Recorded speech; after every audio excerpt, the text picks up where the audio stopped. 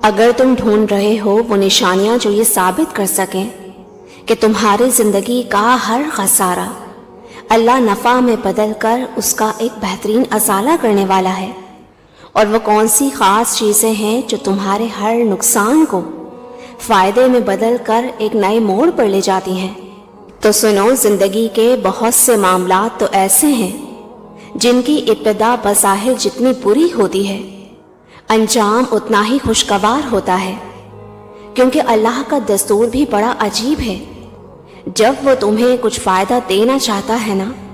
تو زندگی کے قوانین تک بدل ڈالتا ہے۔ اللہ تعالیٰ قرآن میں تم سے فرماتا ہے، قسم ہے صبح کی روشنی کی اور رات کی جب وہ چھا جائے، تمہارے رب نے نہ تو تمہیں چھوڑا اور نہ ہی وہ تم سے ناراض ہوا، اور یقیناً تمہارا انجام آغاز سے بہتر ہے۔ اور جان رکھو کہ بارآور ہواؤں کو ہم ہی بھیجتے ہیں اور پھر آسمان سے پانی برساتے ہیں اور اس پانی سے تمہیں سیراب کرتے ہیں۔ جانتے ہو کبھی کبھی کچھ چیزیں تمہاری زندگی کے ان فائدوں کو نکل جاتی ہیں جو اللہ تعالیٰ تمہیں دینا چاہتا تھا۔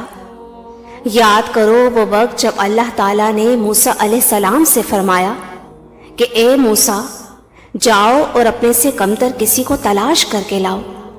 موسیٰ علیہ السلام نے حکم خدا سے ساری کائنات چھان ماری مگر اپنے سے کمتر کسی کو نہ پایا، اور شام کو خالی ہاتھ لوٹے۔ اللہ تعالیٰ نے فرمایا، اے موسیٰ، اگر آپ ایک بکری کا بچہ ہی لے آتے تو ہم آپ کو نبوت سے محروم کر دیتے۔ یاد رکھو کہ اللہ نے ہر کسی میں کوئی نہ کوئی خوبی رکھی ہوتی ہے، تم کبھی کسی کو خود سے کمتر نہ جانو۔ نبی کریم صلی اللہ علیہ وسلم نے فرمایا کہ اللہ تعالیٰ نے میری طرف وحی بھیجی ہے کہ آپس میں تواضع اختیار کرو، حتیٰ کہ کوئی کسی پر فخر نہ کرے اور نہ ہی کسی پر زیادتی کرے۔ مولانا رومی فرماتے ہیں کہ اسے کبھی مت کھونا جس نے تمہیں پناہ دی ہو، برے وقت میں وہ اپنائیت کا احساس دینے والے کی بنا۔ جانتے ہو زندگی تمہیں ایسے مخلص انسانوں سے ضرور ملواتی ہے جنہیں تمہاری فکر ہوتی ہے۔ وہ ان پھولوں کی طرح ہوتے ہیں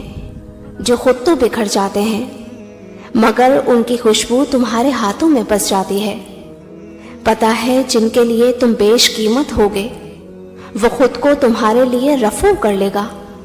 اور محبت کا پیوند لگا کر زیب تن کر لے گا۔ دراصل پھینکنے والے اور ہیں اور اوڑھنے والے اور، تم ان کا موازنہ کبھی نہ کرنا، کیونکہ لباس کی اہمیت فقط وہی جانتا ہے جسے تن ڈھانپنے کی عادت ہو۔ تم اکثر زندگی کے کسی مقام پر تھک کر کہتے ہو کہ آخر سارے خسارے میرے حصے میں ہی کیوں؟ تو یاد رکھو کہ اللہ کا دین بالکل بے لاگ ہے،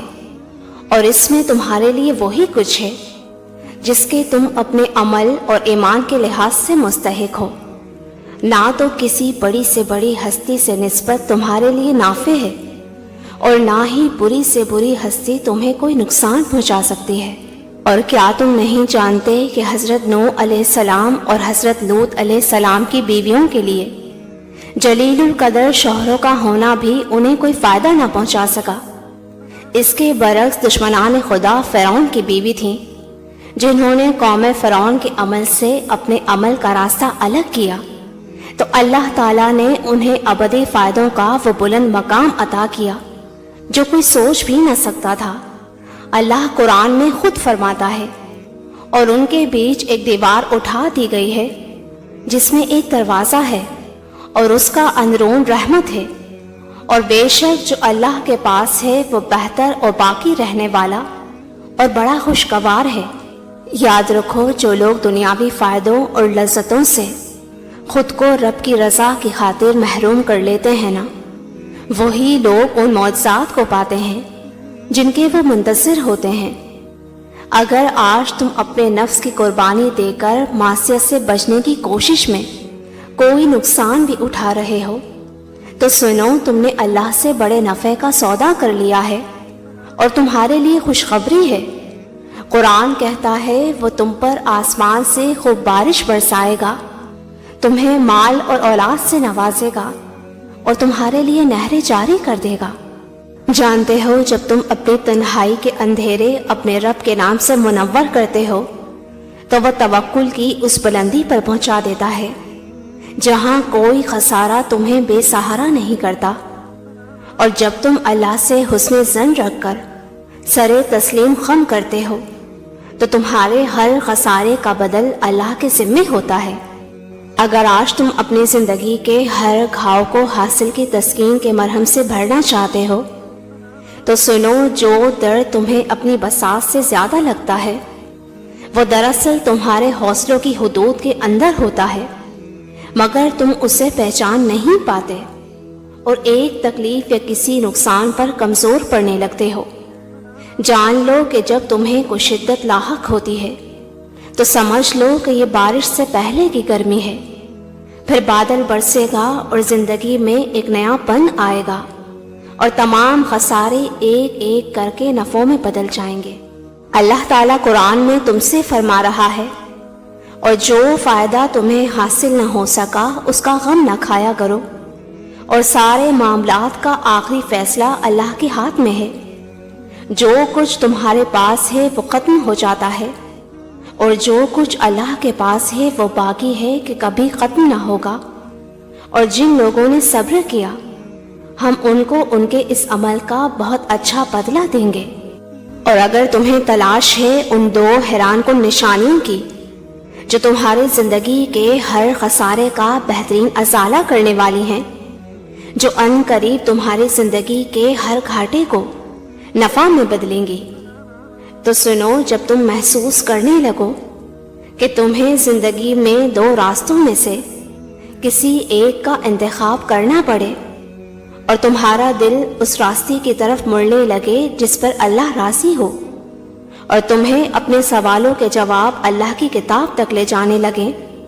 تو سمجھ لو کہ اللہ کی نور بھری مصلحتیں تمہارے اندھیرے خوابوں کو اب حقیقت میں بدلنے والی ہیں۔ اللہ قرآن میں تمہیں اس کا اشارہ دے رہا ہے، تمہارے پاس اللہ کی طرف سے روشنی آ گئی، اور ایک ایسی حق نما کتاب جس کے ذریعے سے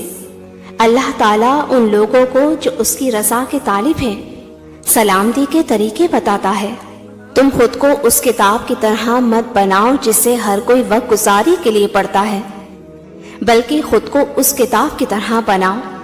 جسے پڑھ کر انسان خود کو پاک کرتا ہے، جس سے پڑھ کر انسان راہ راست حاصل کر سکتا ہے۔ جانتے ہو زمین و آسمان کا سارا نظام تمہارے لیے مفید نتائج کب لاتا ہے اور اس کی کیا خاص نشانی ہے؟ تو یاد رکھو کہ جب تم کائنات کے کسی بھی گوشے میں قانون فطرت سے نہیں ٹکراتے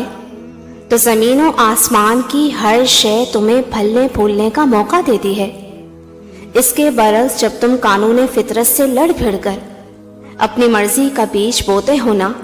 تو جان لو کہ وہ درخت کتنا ہی تناور کیوں نہ ہو جائے، حالات کے بدلتے ہی حوادث کا ایک جھٹکا اسے جڑ سے اکھاڑ پھینکتا ہے۔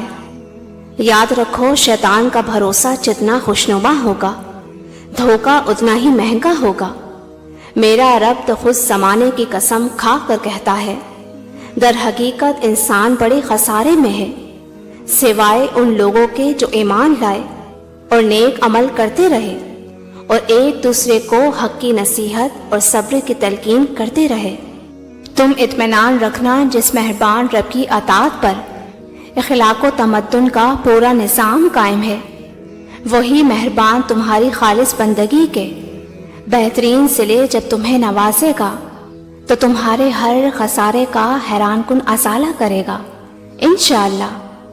میری دعا ہے کہ اللہ آپ سب کو شاد و آباد رکھے، آمین۔